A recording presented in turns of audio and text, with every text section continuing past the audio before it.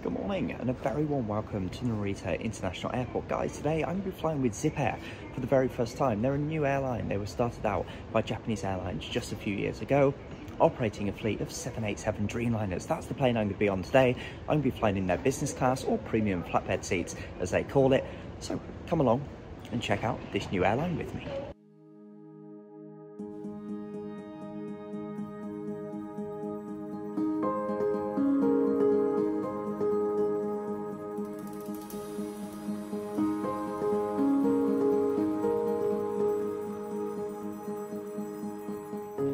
So I have the pleasure of checking out a few airports as part of this project, and I have to say these airports in Tokyo are absolutely stunning. It's my very first time here, but this one looks absolutely fantastic. It's a Big Star Alliance check-in zone. It's Terminal 1, international departures south. If you're flying with Zipair, that's going to be to the north, so it's 100 meters or so away, but it looks absolutely awesome.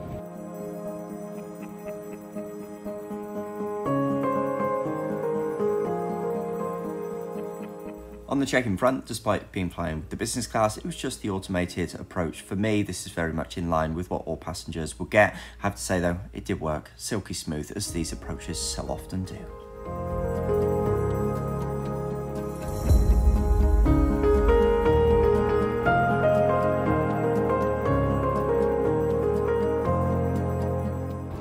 That's the check-in done. As ever, everything here just flows completely like clockwork.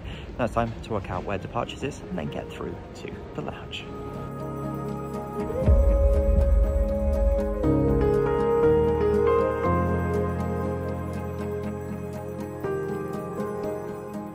Okay, well that's security and immigration clears. I'm heading off to the lounge. This wouldn't be included as standard.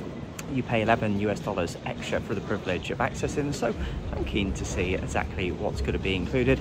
Otherwise, in terms of the check-in and security process, it was nice and efficient, so looking forward to getting through to the lounge, and we'll check that out together. Now, the main departures area didn't actually open until 7 AM, so it was nice to have that lounge access on that particular day, with so many places just in their very early opening phases. The lounge itself was based near Gate 26, nice and easy to find, and it wasn't long before I was through and enjoying the service. With it being so early, the lounge was beautifully quiet, so nice and easy to film, but it did have these absolutely wonderful views out of the window, and we'll check those out in a little bit more detail slightly later. Now, when it comes to the lounge access, it's well worth me pointing out that this was a paid optional extra. When you pay for business class with Zipair, you get the seat, but for all those added little luxuries that you're used to with business class, these are then optional extras. The lounge was $11, so nice and cheap when it does come to paid lounge access. When you then do get in, you get a little food token voucher that you can use for a variety of different items, but do just be aware that when it comes to the business class, if you want the lounge access, you're going to have to add it on. For $11, however, it certainly felt like money well spent.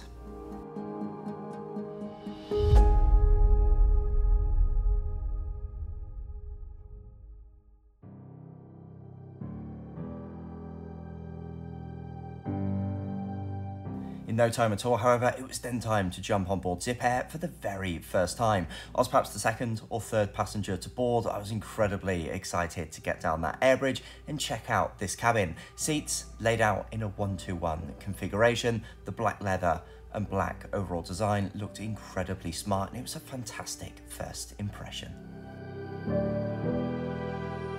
In terms of the seat design, it was really quite impressive. I've long been a fan of this reverse herringbone type of format. In terms of storage, charging, you're well catered for on that particular front. Most of the storage compiled of these small pull-out pockets, almost a little bit similar to a car.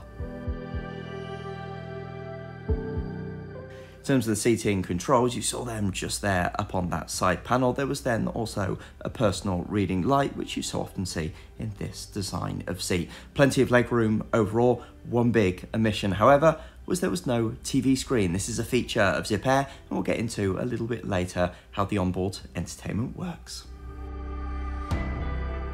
Just down to the side of the seat was then a retractable armrest. This made getting in and out of the seat much easier, particularly during meal times.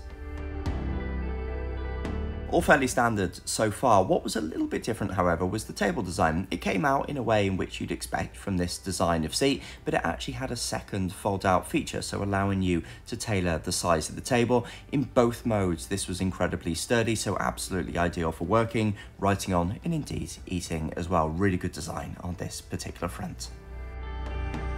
Now, given what I paid for the flight, and I'll go into a little bit more detail on that front later, it was already starting to feel like incredibly good value. What a smart cabin, what a great first impression. All that's left for us to do just now is taxi out to the runway. I will bring the music down slightly so you can enjoy this fantastic spool up and take off on board the Dreamliner.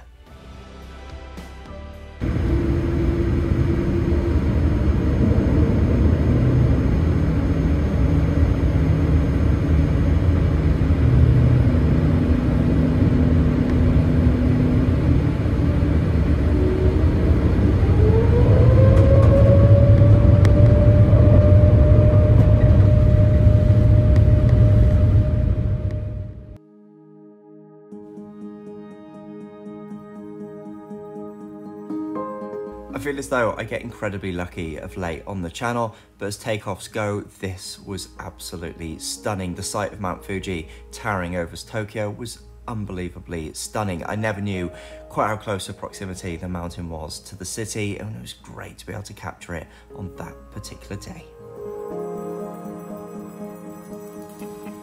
With us now nicely into the flight, it gave me an opportunity to walk around the cabin and check out a few of the additional features.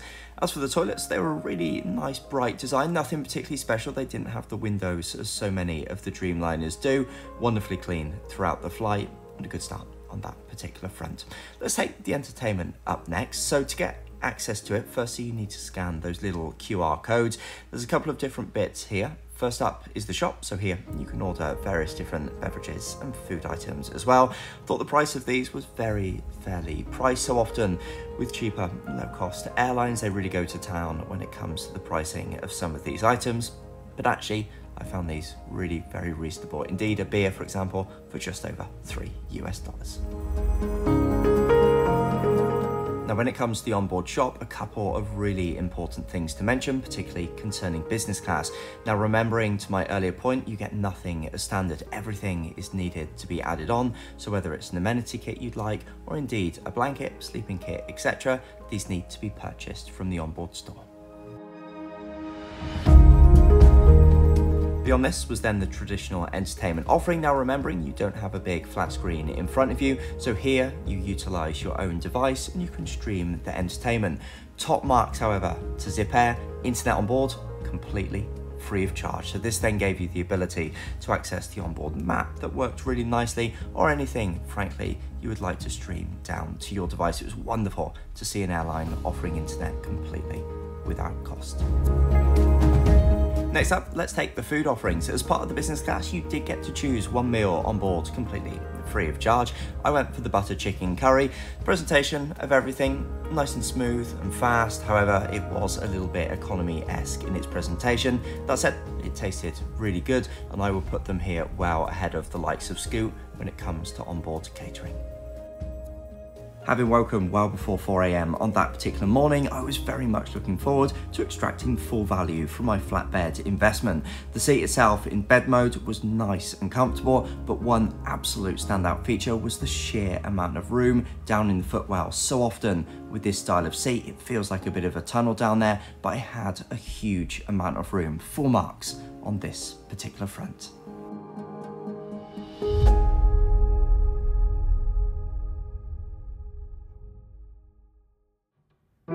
As the beautiful coastline of the Philippines came well into view, it was then time for me to sit back and reflect on what had been an interesting first experience with Zipair.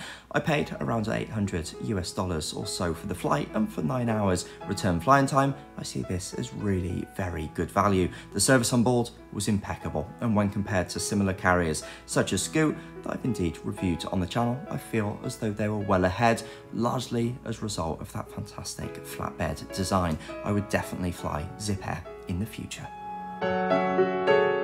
Guys, if you're looking for a budget-friendly premium seat experience across Asia, don't book without first checking out my review of Scoot.